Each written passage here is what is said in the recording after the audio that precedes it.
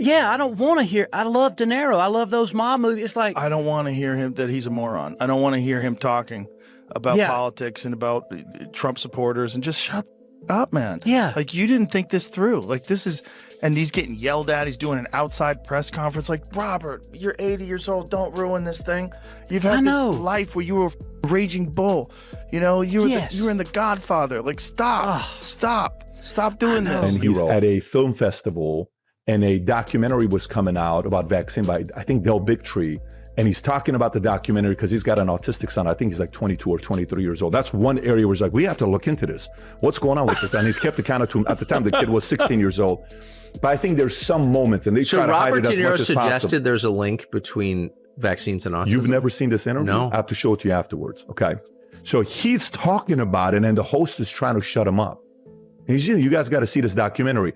And he's not one that uses his kids as a, we know where he's at with Trump. We know he's got TDS. Yeah. We know he loses his mind. But when it comes down to vaccine and autism, that is a very personal thing to him. But can you imagine not being allowed to ask? Yeah, that's a... What happens when one of Hollywood's most legendary names sits down across from two of the most unfiltered voices in American media and completely loses control of the room? Robert De Niro walked into that conversation with decades of credibility behind him. He walked out of it looking like a different person entirely. Yet David came in calm, calculated, and methodical, dissecting every argument like a business case study. Rogan came in like a wrecking ball, pressing on every crack, refusing to let a single inconsistency slide. And De Niro? The tension in his voice was unmistakable. The more the questions piled up, the more his composure cracked. But here is where it gets interesting, because this was not supposed to go this way. And the reason it did tells you everything about where De Niro stands right now. People's text messages, the fucking text on their phone is like as big as my hand. Yeah. It's crazy.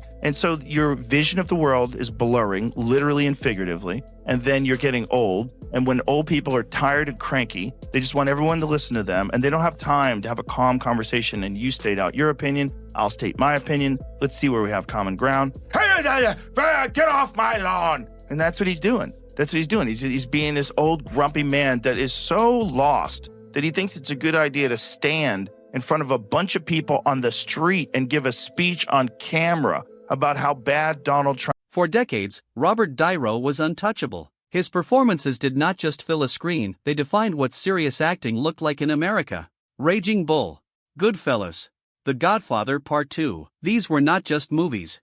They were cultural landmarks. And De Niro was the anchor of all of them, intense, controlled, magnetic. So when he stepped into the political and media arena, the assumption was that same commanding authority would follow him. It did not. Instead of the measured, powerful presence audiences had spent 50 years admiring, what emerged was something reactive, erratic, and off balance. The man who could hold an entire scene with a single look suddenly could not hold his own in a fast-moving conversation. That gap between who he was on screen and who he appears to be off it is something audiences have been quietly noticing for years. And it raises a question nobody wants to ask out loud. Did the craft mask something that the spotlight is now exposing? Did you see when he went and gave that speech outside of the trial? That was bizarre. Who told him that was a good idea? And then he starts yelling at regular people. He's like, fuck you, you're a gangster. Go fuck you. Like, it's crazy that that's the guy what? from Taxi Driver. Yeah. You know what also I think? I think those guys have no friends. I think the only friends they have are Hollywood phonies. And so you're in this weird world where everybody you talk to is a phony and you become a phony and everyone's a phony and your grasp on reality is very slippery and your eye. Here is where the criticism gets surgical. De Niro's public commentary consistently leans on emotional force over structured argument. He leads with conviction, which sounds powerful until someone calm and prepared simply asks him to back it up. And that is exactly the moment things fall apart. Rather than engaging in the kind of measured, point-by-point exchange that holds up under pressure, De Niro tends to make sweeping declarations and move on as if the weight of his belief alone is enough to close the argument. It is not. In a debate setting, that approach does not project strength. It projects vulnerability. Because the moment a composed opponent decides to hold the line and demand specifics, the emotional approach collapses. Rogan and Bet David are both masters of that exact technique. And against that combination, De Niro's style did not just underperform, it handed them full control of the conversation. But the emotional delivery is only part of the problem. There is a deeper pattern underneath it that explains why this keeps happening. Just thing I think the most unbelievable to me is somebody, Robert De Niro, who I was a huge huge fan of his work. I've seen Goodfellas with my family, my brother, my cousins. I'll say 150 times. I'm not even joking, but it just plays in the background. For someone, and God rest his soul, his grandson just died this year due to fentanyl overdose, okay? Why aren't you furious at this current administration? You should be ashamed of yourself because that fentanyl that came in and killed your grandson either came from China or it came from Mexico, okay? And guess what? Because of the wide open border, and whose fault is that again, Tom? Or Mexico is the distributor for China. Guess what? Pull back far enough and a pattern becomes undeniable. A striking portion of Diro's public commentary over the past several years has orbited around one central target, Donald Trump. Now, having a strong political position is not the problem. The problem is what happens when that position becomes the entire frame through which every issue gets filtered. Complex policy questions get reduced to familiar punchlines. Nuanced debates get collapsed into black and white narratives, and the audience, even the one that largely agrees with him, starts to feel the repetition. Predictability is the silent killer of influence. When viewers already know exactly what you are going to say before you say it, they stop listening, they start waiting, and eventually they stop tuning in altogether. Diro's messaging has not evolved in tone, frame, or angle in years. That is not passion. And the moment your audience figures out you are reading from a script, you have already lost them. But what happens when the people calling this out are not his political opponents, but the very voices his own side used to respect? Robert De Niro.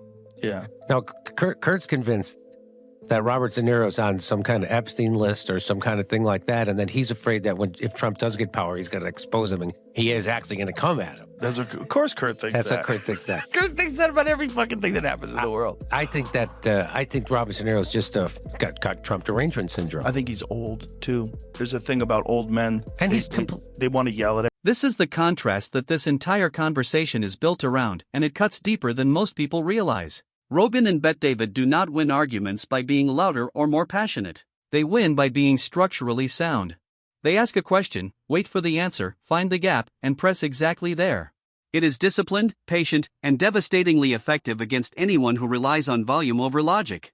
Diro, positioned against that approach, represents something genuinely different, a style of public communication that prioritizes conviction over construction. And while that style can be electrifying in the right setting, it falls apart when the other side simply refuses to match your energy and instead just keeps asking follow-up questions. The real story here is not about one conversation. It is about two completely different philosophies of public discourse going head-to-head. And right now, one of them is clearly winning. But here is what most people are missing about how Rogan and Bet David actually approached this, because their methods were not the same, and that difference matters enormously. Being dead serious and happy. Look, by the way, this is full Trump derangement syndrome, an attack, and he claims Donald Trump becomes president, all this is going to happen, right? He's clearly having an episode. So Trump is the threat to America. Meanwhile, in New York City right now, where he's from, De Niro's from Brooklyn, the governor last week deployed 750 National Guard soldiers with long rifles, M16s, in the subways due to skyrocketing crime and violence, which is caused a lot by the illegals set in. Who let these illegals in, Tom? Is it Trump? In the last couple of years, Biden, Joe Biden has been working hard to set new records. Thank you. And yet Trump is the threat. And give me a break, okay? And you said this, Pat. Is that I thought this was an act. Like, he's an actor. But what all this does, this negative rhetoric, it's further dividing an already divided. Rogan and Bet David each came at Diro from a completely different angle, and together, those angles formed a trap with no clean exit. Bet David operated like a forensic accountant. Every claim got logged, cross-referenced, and challenged against the evidence. His core argument was direct and unsparing: celebrity status is not a credential, it is a platform. And platforms do not make arguments, people do. The strength of what you say has nothing to do with how famous you are, and everything to do with whether it holds up when someone actually pushes back. Rogan's approach was different but equally effective. Where Bet David pressed on logic, Rogan pressed on resonance, arguing that in today's fractured, oversaturated media landscape, constantly trying to steer political conversation from a position of cultural authority can start to feel tone-deaf to the very audience you are trying to reach. Two different critiques, both landing, and Diro caught in the middle of both with no clean answer to either. But the conversation about his influence does not end there, because off-screen, the public perception battle has taken on a life of its own. Yes. I'm terrified to meet some of those people I looked up to now. You should be. I mean, like, I've met a few of them, and it's actors in particular, because their whole business is pretend. Their whole business is pretend. You know, one of the things about guys like Theo or comedians, you run into comedians, their business is the opposite of pretend. Their business is just being a real person talking shit.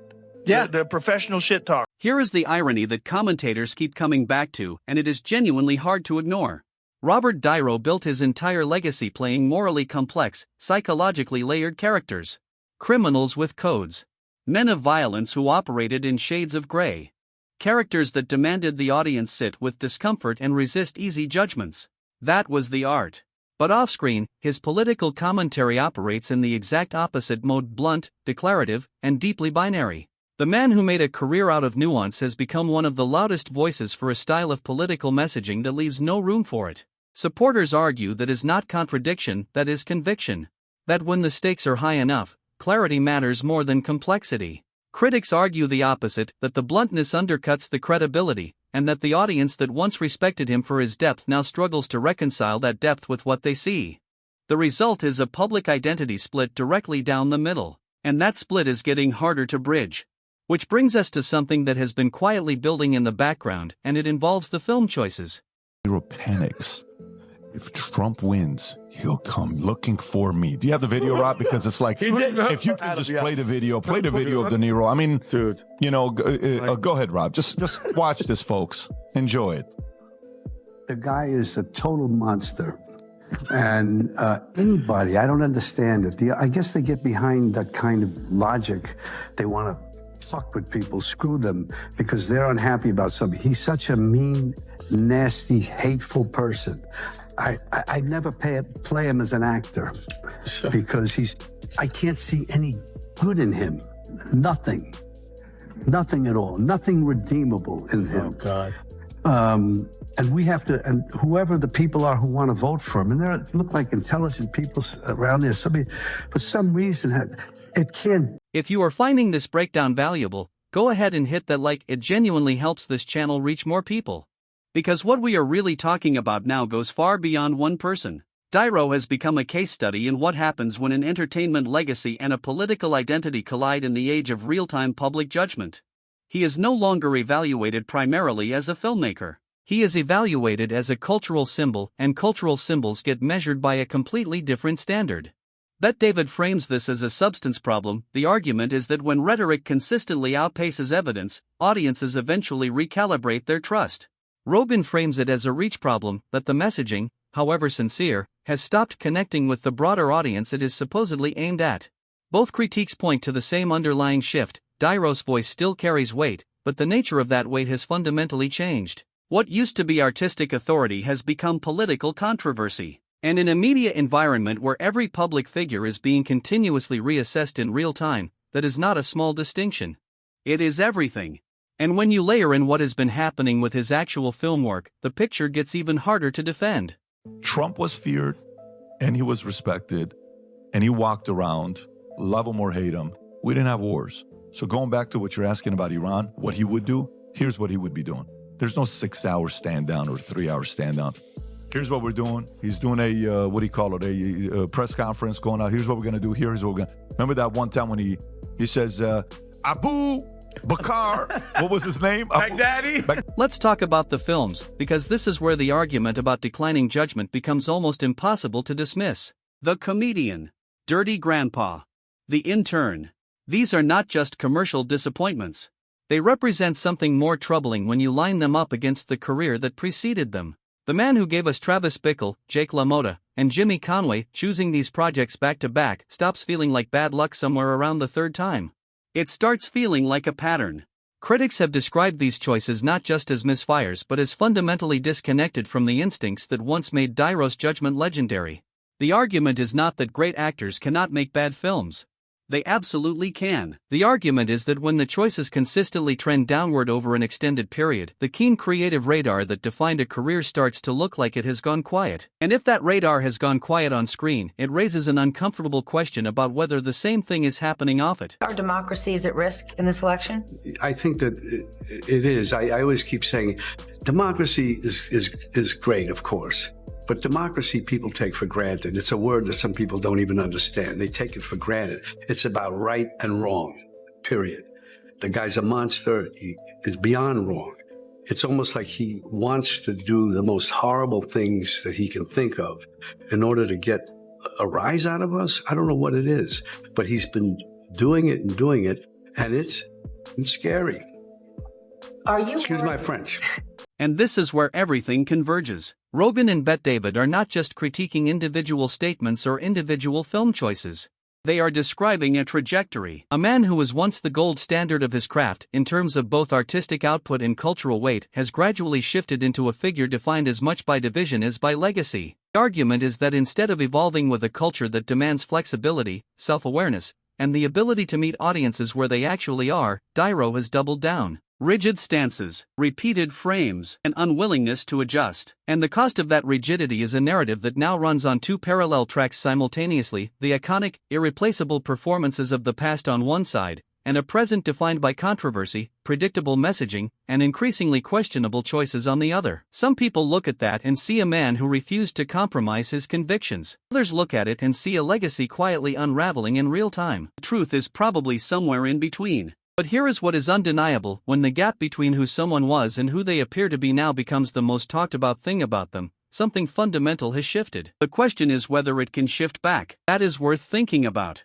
If this video made you see something differently, share it with someone who needs to hear it and subscribe, because we are just getting started.